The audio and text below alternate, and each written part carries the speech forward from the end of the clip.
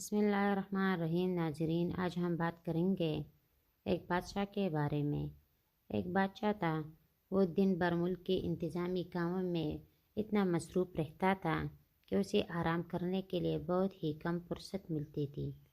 ایک دن اسے خیال آیا کہ بادشاہت تو ایک مصیبت ہے، ہر وقت کام میں لگا رہتا ہوں، نہ دن کو چین ملتا ہے نہ رات کو آرام۔ بادشاہ ہونے کے باوجود میری زندگی میں خوشیاں نہیں ہے۔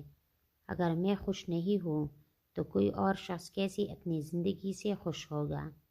اس نے سوچا کہ مجھے دیکھنا چاہیے کہ میرے ملک میں خوش انسان کون سا ہے۔ یہ سوچ کر رات کے وقت اس نے بھیس بدلا اور خوش رہنے والے آدمی کی تلاش میں محل سے روانہ ہو گیا۔ سب سے پہلے وہ ایک سوداگر کے پاس گیا۔ بادشاہ نے اس سے پوچھا کہ تم یقیناً خوشی اور سکون کے ساتھ زندگی گزار رہے ہوں گے۔ سوداگر نے جواب دیا کہ میرے پاس بہت دولت ہے، مگر یہ دولت بھی مجھے سکون نہیں دے سکتی۔ اگر دولت سے خوشی اور سکون ملتا تو میں خریدنے میں دیر نہیں لگاتا۔ اس دولت نے میری زندگی اجیرن کر دی ہے۔ میرے وارثوں کی نظریں میری جائیداد پر ہے اور وہ میرے مرنے کی دعائیں مانگتے ہیں۔ ان کا بس چلے تو اسی دولت کے لیے مجھے جان سے مار دیں۔ اس کے علاوہ آئے دن چوری اور ڈاکے کا تڑکا لگا رہتا ہے۔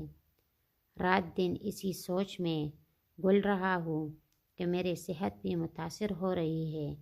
کاش میں غریب آدمی ہوتا، محنت مزدوری کر کے ایک جھونپڑی میں خوشی سے زندگی گزار رہا ہوتا، تب مجھے کسی قسم کی فکر نہ ہوتی۔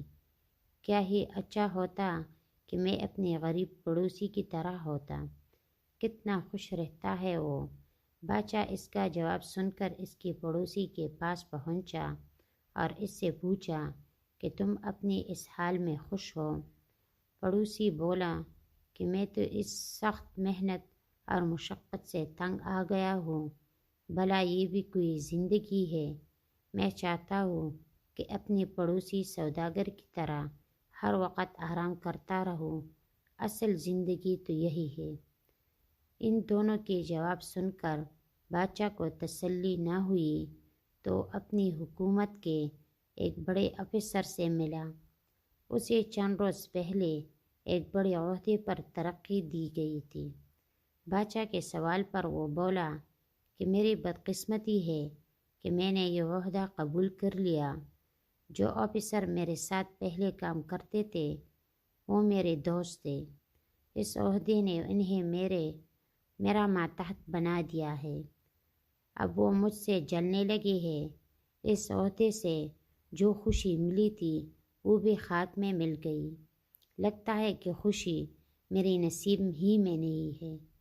بادشاہ آفیسر کا جواب سن کر اس کے پڑوسی کے ایک درزی کی دکان پر پہنچا اور اس سے بولا کہ تم تو عیش کرتے ہوں گے۔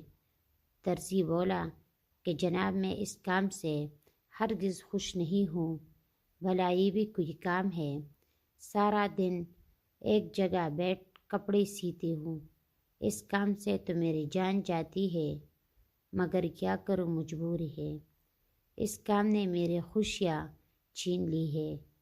اب دیکھے میرے پڑوسی افسر کو بادشاہ نے اسے بڑے عہدہ دیا، اب اسے سکون اور خوشی بھی حاصل ہو گئی ہے اور دولت بھی۔ کاش میں ہی وہ افسر ہوتا۔ بادشاہ درزی کا جواب سن کر شہر کے باہر ایک دیہات میں پہنچ ہی تھا کہ بارش شروع ہو گئی۔ بادشاہ نے ایک جھونپڑی کا دروازہ کھٹکھٹایا تو اندر سے ایک بزرگ باہر آئے اور بادشاہ سے بولے، اندر آ جاؤ۔ جھونپڑی کی چھت کئی جگہوں سے ٹپک رہی تھی، جہاں سے بارش کا پانی ٹپک رہا تھا۔ وہاں بزرگ نے ٹین کے خالی ڈبے نیچے رکھ دیے تھے، پانی ان ڈبوں میں گر رہا تھا۔ معلوم ہوتا ہے کہ تمہاری مالی حالت اچھی نہیں ہے۔ بادشاہ نے بزرگ سے پوچھا کہ بزرگ بولے، ایسی کوئی بات نہیں ہے، میں بہت خوش ہوں۔ اللہ تعالیٰ کا شکر ہے کہ اس نے مجھے ہر چیز دی ہے۔ دیکھ لو، یہ میرا صاف ستھرا گھر ہے۔ میرے پاس 2 بیل، 1 بکری، 5 بطخ اور کچھ مرغیاں ہیں۔ ان میں سے میں دودھ، انڈے اور گوشت حاصل کرتا ہوں۔ ان کو میں بیچتا ہوں۔ بیل کنواں اور ہل چلانے کا کام آتے ہیں۔ یہ میری تنہائی کے ساتھی ہے۔ یہاں گھاس بہت ہے۔ ایک تالاب بھی ہے۔ میرے پاس کچھ زمینی بھی ہے جس میں گندم، کپاس اگاتا ہوں۔ میرے گھر کے کونے میں میرا ایک خوبصورت اور چھوٹا باغ بھی ہے۔ اس میں آم، کھجور، کیلے اور مالٹے وغیرہ کے درخت ہیں۔ کنویں سے پانی نکال کر کھیتوں اور باغ کو دیتا ہوں۔ باقی وقت میں جانور چراتا ہوں۔ پھر فرصت میں اللہ اللہ کرتا ہوں۔ میں بہت خوشی اور سکون سے زندگی گزار رہا ہوں۔